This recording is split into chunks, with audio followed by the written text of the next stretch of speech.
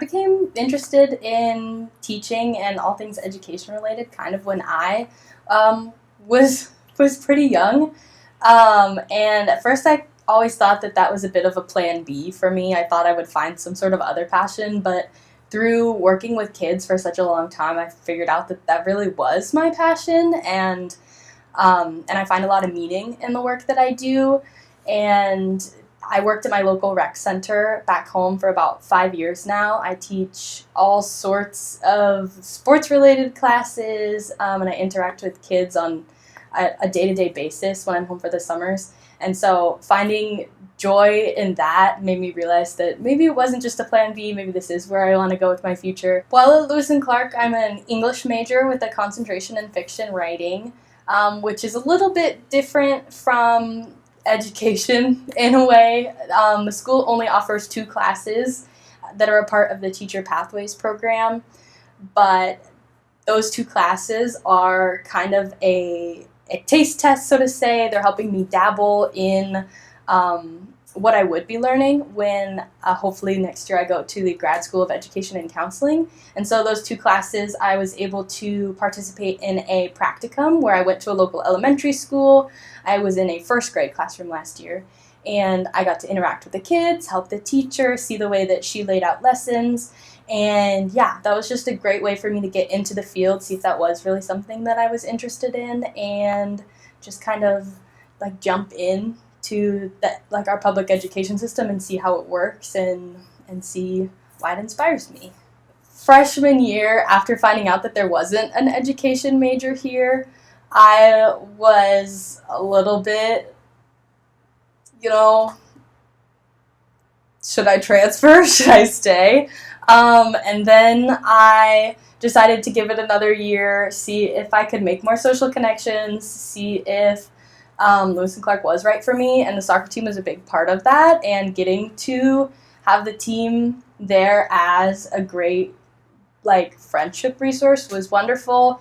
And I was an RA my second year, so I was also able to find more friends there and find more purpose here at the school. So being able to graduate a year early and have my 4th year at Lewis and Clark be across the street and be at the grad school, I can still maintain those social connections and still hang out with all the friends that I've made since being here. And yeah, and then I'll finally get to the good stuff of what I've been looking for with teaching. The Lewis and Clark program for Teacher Pathways and the Grad School of Education and Counseling is a great program. They focus on a lot of social justice issues like diversity, equity, and inclusion issues, and they really want to prioritize that while they're teaching people who are then going to be teaching and influencing all ages from elementary through secondary.